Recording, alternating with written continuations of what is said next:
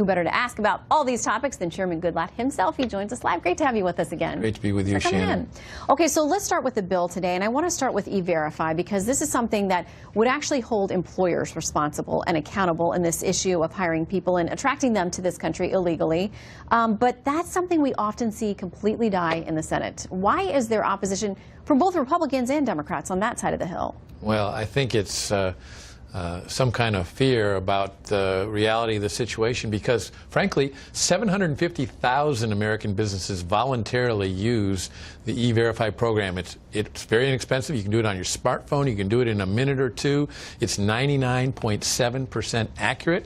And our bill deals with that 0.3%, gives them a safe harbor until they figure out whether they have a false positive or a in those cases. So it's definitely something that's needed because obviously some of the people who are not participating in it don't want to know whether they're hiring somebody who is illegal or not. By the way, it only is prospective. It doesn't require you to go back in and look at your current workforce and just for new hires. And only applies to new hires. It's a very good thing. So what about this biometric entry and exit system? Because that was, my understanding is some form of that was authorized a long time ago. So that we have this huge problem with visa overstays. We know that people come to the country. We don't always know if they ever leave.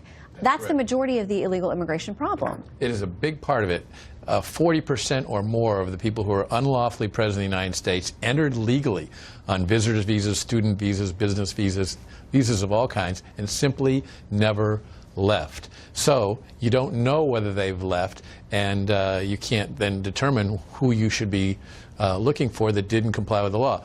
However, the Trump administration has, even though this law has been on the book for 17 years, really taken it seriously, and they are now hard at work in implementing it. The hardest is land crossings because people are in cars. How do you determine who's in that car, who left, and so on? Airports, much easier to do. And I think you're going to see some real progress on that issue because it is of vital importance to know who came into this country and didn't leave. Okay, so of this bill, there have been some critics on, of course, the left, but some on the right as well who think it's not tough enough.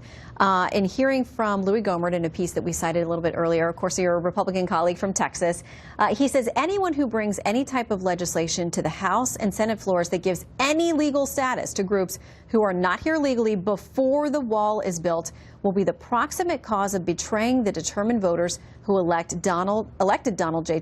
Trump as president. How do you respond? Well, Louis is a dear friend. He's a member of the Judiciary Committee.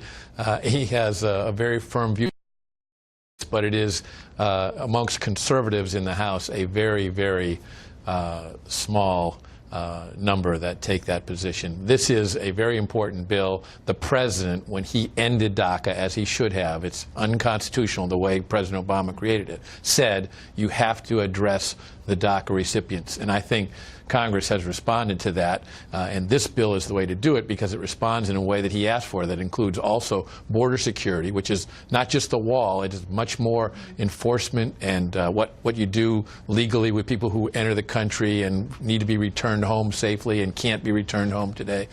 All kinds of provisions under the rubric border security. In addition, ending chain migration, which is what happens when somebody gets a status in the United States, can bring a whole ton of people who may not benefit our economy, our society.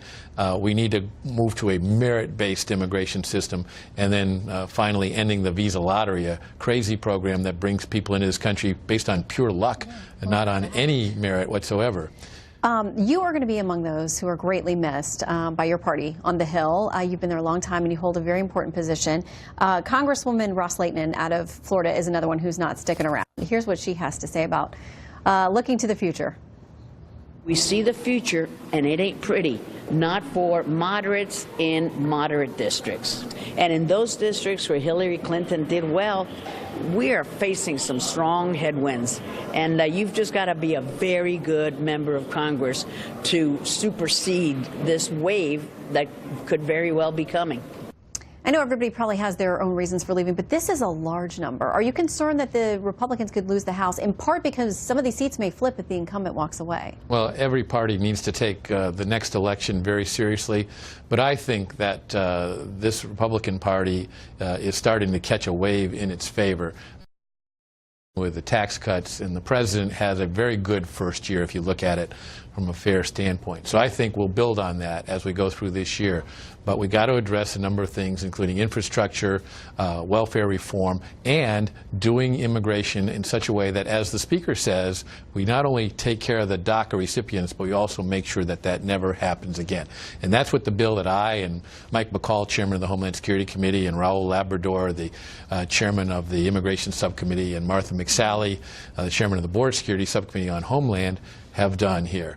And we are going to build up a lot of support for this, but we're going to put down, I think, legislation that sets it right. If you're going to take care of people who were brought here by their parents illegally, and some came on their own, by the way, too, you need to make sure that we're stopping this from happening in the future. That's what our bill is designed to do. Well, it's very meaty. We know that you have some work to do in building a coalition, and we'll watch to see as you get there. Mr. Chairman, thank you very much.